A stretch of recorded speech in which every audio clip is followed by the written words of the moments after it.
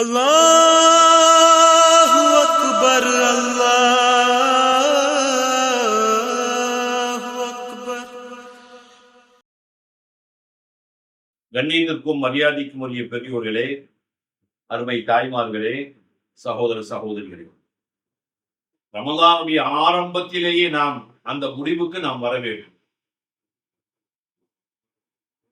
அதாவது இத்தனை வருஷங்களாக அல்லது 11 மாசங்களாக எப்படி இல்லாமோ நாம் வாழ்ந்தோம். எப்படி வாழ்ந்தோம் என்று நாம் அதை ஆலோசித்தால் அது கிடைக்காது. ஆனால் இனி இருக்கக்கூடிய இந்த ஒரு மாசத்தில் நாம் இப்படித்தான் வாழ வேண்டும் என்கக்கூடிய ஒரு முடிவுக்கு நாம் வர வேண்டும்.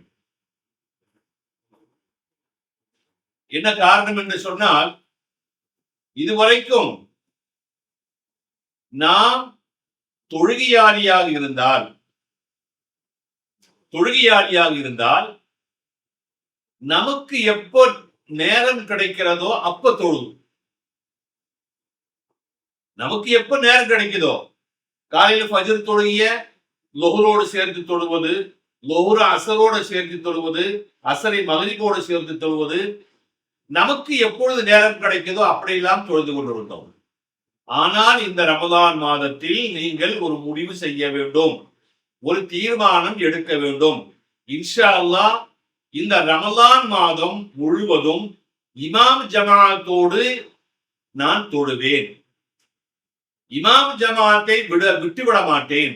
எந்த காரணத்தை கொண்டு லட்சங்கள் லாபம் வந்தாலும் இந்த ரமலான் மாசத்தில் நான் இமாம் ஜமாஅத்தை விடாமல் தொழுவேன் என்கக்கூடிய அந்த ஒரு முடிவுக்கு நீங்கள் வர வேண்டும், ஒரு தீர்மானம் எடுக்க வேண்டும். அதே போல சில பேர்கள் இப்படி நோன்பு வைப்பார்கள். ரமலானுடைய ஆரம்பத்தில் ஒரு 3 நோன்பு, ரமலானுடைய கடைசியில ஒரு நோன்பு, 3 நோன்பு. சில பேர்கள் ஒரு 10 நோன்பு வைப்பாங்க, வச்சுட்டு என்னால முடியல என்று விட்டு விடுவார்கள். அதனால் நான் ஏற்கனவே ஒரு விஷயத்தை உங்களுக்கு சொல்லி வைத்தேன். இன்னமல்ல அமாலு பின்னியார், நீங்கள் எப்படி எண்ணுகிறீர்களோ அப்படி உங்களுடைய வாழ்க்கையை அல்லாஹ் தஆலா அமைத்து தருவான். முடியும் என்று சொன்னால் முடியும், முடியாது என்று சொன்னால் நிச்சயமாக முடியாது. அதாவது படித்தவர்கள் பெரியவர்கள் சொல்லுவார்கள், என்னைக்குமே நான் பாசிட்டிவ் திங், என்னால முடியும் என்கக்கூடிய ஒரு முடிவு, ஒரு எண்ணம் நம்மிடத்தில் இருக்க வேண்டும். என்னால முடியாது என்று நீங்கள் நினைத்தால், நீங்கள் என்ன நினைத்தாலும் அது நடக்காது. ஆகவே பாசிட்டிவ் திங், என்னால முடியும், 30 நோன்பும் நிச்சயமாக நான் வைப்பேன் என்கக்கூடிய அந்த முடிவுக்கு நீங்கள் ஆரம்பத்திலேயே வர வேண்டும். இன்ஷா அல்லாஹ் அப்படி ஒரு முடிவை எடுங்கள். மூன்றாவது விஷயமாக, நோன்பு என்பது ஃபர்லு. ஆனால் அந்த ஃபர்லு தொழுகைக்கு ஃபர்லான நோன்புக்கு முன்னால் நாளைக்கு நோன்பு என்று சொன்னால், இன்னைக்கு நம்ம தராவி தொழுகிறோம் இல்லையா? நாளைக்கு நோன்பு, ஆனா இன்னைக்கு நம்ம தராவி தொழுகிறோம். அப்ப அந்த தராவி தொழுகை என்பது நோன்பினுடைய ஒரு அலங்காரம்,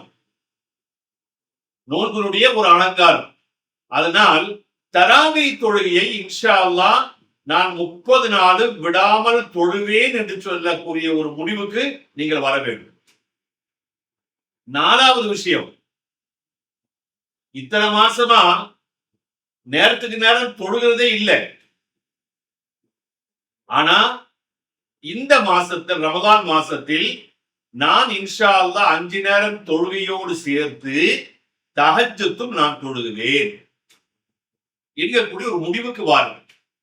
இன்ஷா அல்லாஹ் சஹர் செஞ்சு முடிச்சிட்டா, 4 மணிக்கு எந்திரிச்சு சஹர் செஞ்சு முடிச்சிட்டா 5:30 மணிக்கு தான் பாங்கு. ஃபஜ்ர் தொழுக 5:30 மணிக்கு தான் பாங்கு சொல்லுது. நிறைய நேரம் இருக்கு. அதனால் நீங்கள் அந்த தஹஜ்ஜுத் தொழுகையை 8 ரக்காத்து முடியலையா, ஒரு 6 ரக்காத்தாவது தொழுது. 6 முடியலையா, ஒரு 4 ரக்காத்தாக தொழுங்க. 4 முடியல, ஒரு 2 ரக்காத்து தொழுகையாவது நீங்கள் தொழுது விட்டு அந்த நேரத்தில் நீங்கள் அல்லாஹு தஆலாவிடத்தில் கையேந்தி கேட்டால் நிச்சயமாக அல்லாஹு தஆலா தருவதற்கு காத்து கொண்டிருக்கிறான். முடிந்த அளவுக்கு அந்த 8 ரக்காத்து தஹஜ்ஜத்தை விடாமல் நீங்கள் தொழுக முயற்சி செய்யுங்கள். உங்களுடைய வாழ்க்கைக்கு என்னென்ன தேவையோ, இந்த உலகத்திலேயோ மறு உலகத்திலேயோ என்னென்ன தேவை, அந்த தேவைகளை பூரா நீங்கள் அந்த தஹஜ்ஜத்தை தொழுது விட்டு நீங்கள் கையேந்தி அல்லாஹ்விடத்தில் கேட்பீர்களேயானால் நிச்சயமாக அல்லாஹ் தஆலா தருவான். அதில் எந்த சந்தேகமும் இல்லை. தஹஜ்ஜத் தொழுது நிறைய விஷயங்களை பெற்றவர்கள் எல்லாம் இருக்கிறார். தஹஜ்ஜத் தொழுது விட்டு நிறைய அல்லாஹ் தஆலாவிடத்தில் வாங்கியவர்கள் எல்லாம் நிறைய இருக்கிறார்கள். அவர்கள் வெளியே சொல்ல முடியாம இருக்கிறார்கள், இல்ல சொல்ல தயங்குகிறார்கள். அதனால் இந்த தஹஜ்ஜத் தொழுது விட்டு நமக்கு ஆயிரம் தேவைகள் இருக்குது. அந்த தேவைகளை பூராமே தஹஜ்ஜத் தொழுது விட்டு நீங்கள் கேட்டீர்களேயானால் அல்லாஹ் தஆலா நிச்சயமாக தருவதற்கு காத்து கொண்டிருக்கிறான். ஆகவே இந்த ஒரு முடிவை ரமலானுக்கு முன்னால் நீங்கள் எடுக்க வேண்டும். எத்தனை முடிவு? ஒன்று, இன்ஷா அல்லாஹ் ரமலான் ஃபுல்லா 5 நேரம் இமாம் ஜமாஅத்தோடு தொழுவேன். இரண்டாவது, 30 நோன்புகளையும் நான் வைத்தே தீருவேன். மூன்றாவது, நான் இன்ஷா அல்லாஹ் தஹஜ்ஜத் தொழுகையை நான் விடமாட்டேன்.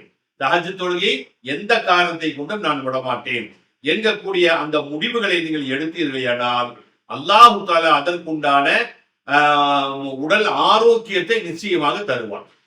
நான் இவ்வளவு தூரம் சொல்ல காரணம் என்னவென்று சொன்னால், ஒருவர் என்னிடத்தில் சொன்னார், அதற்கு நான் கிட்டத்தட்ட 16 வருஷம் 17 வருஷமா நோம்பே வைக்கல. காரணம், எனக்கு சுகர். நான் ஒரு சுகர் பேஷண்ட். சுகர் பேஷண்டா இருக்கிறதுனால, சக்கரை வியாதியாக இருப்பதன் காரணமாக நோன்பு வைக்க பயந்துட்டு 16 வருஷமா நோன்பு வைக்கல என்று சொன்னார். அப்ப ரமலான் வந்த பொழுது ரமலானில் நான் இப்படி சொன்னேன், அதாவது நோன்பு வையுங்கள். நோன்பு என்பது நம்முடைய உடலில் இருக்கக்கூடிய எல்லா நோய்களையும் குணப்படுத்துவதற்காக வேண்டி ஒரு நல்ல அருமருந்தாக இருக்கிறது நோன்பு. அதனால் நோன்பு வையுங்கள். சுகரா இருந்தாலும் சரி, வேற எதுவாக இருந்தாலும் நோன்பு வையுங்கள். அப்படியே நோன்பாளியாக இருந்த மூத்தானா அல்லாஹ் தஆலாவிடத்தில் உங்களுக்கு பெருங்கூலி காத்து கொண்டிருக்கிறது. உன்னுடைய வியாதி குணமாகும், அல்லது ஷஹீதுடைய மரணம் கிடைக்கும், நோன்பாளிய மரணப்படலாம் என்கக்கூடிய ஒரு விஷயத்தை சொன்னதற்கு பிறகு அவர் தொடர்ந்து நோன்பு வைத்தார். நோன்பு வைத்து நோன்பு 27 அன்னைக்கு எங்கிட்ட வந்து சொன்னார், அஜர்த்து நான் நோன்பு வச்சேன், 27 நோன்பு வச்சேன், எனக்கு அந்த சுகரை போன அடையாளமே தெரியல, நான் இப்ப ரொம்ப ஆரோக்கியமா இருக்கிறேன்னு சொன்னார். இன்னைக்கு அவர் ஹயாத்தோடு இருக்கிறார். அப்படின்னா நோன்பு என்பது நம்முடைய உடம்பில் இருக்கக்கூடிய எல்லா நோய்களையும் குணப்படுத்தக்கூடிய ஒரு அருமையான ஒரு மருந்து என்பதை நாம் புரியவில்லை. ஏதோ கொஞ்ச நேரம் தாகமா இருந்தோம், கொஞ்சம் பசியோடு இருந்தோம், இவ்வளவுதானே தவிர நோன்பினுடைய தத்துவம் என்ன, எதற்காக வேண்டி 1 மாச காலம் அல்லாஹ் தஆலா நமக்கு நோன்பு வைக்க சொல்லி இருக்கிறான் என்பதை சிந்திக்காமல் பல பேர்கள் நோன்பு மாசத்தில் நோன்பு வைக்காமல் இருந்து கொண்டிருக்கிறார்கள். ஆகவே அருமையான பெரியோர்களே, உங்களிடத்தில் தயவு கூர்ந்து நான் கேட்கக்கூடிய ஒன்றே ஒன்றுதான், ரமதான் மாதத்தை நீங்கள் வீணாக்கி விடாதீர்கள். இது அல்லாஹ் தஆலா நமக்கு தந்திருக்கக்கூடிய மிகப்பெரிய கிஃப்ட். இந்த ரமதான் மாதத்தில் நம்மை அல்லாஹ் தஆலா ஹயாத்தோடு வைத்திருக்கிறார் என்று சொன்னால், நம்மிலிருந்து அல்லாஹ் தஆலா எதையோ நாடுகிறார். நம்மை நல்லாக்குவதற்கு, நம்முடைய நோயை குணப்படுத்துவதற்கு இந்த ரமலானை நமக்கு தந்திருக்கிறான் என்பதை மனதில் வைத்துக் கொண்டு இந்த ரமலான் மாதத்தில் 30 நோன்புகளை வையுங்கள். அல்லாஹ் தஆலா 30 நோன்புகளையும் 30 நாள் தராவி தொழுகையும் 30 நாள் தஹஜ்ஜத் தொழுகையும் தொழுவதற்கு அல்லாஹ் நம் அனைவருக்கும் பாக்கியத்தை தந்து புரிவானாக. அஸ்ஸலாமு அலைக்கும் வரஹ்மத்துல்லாஹி வபரகாத்துஹு.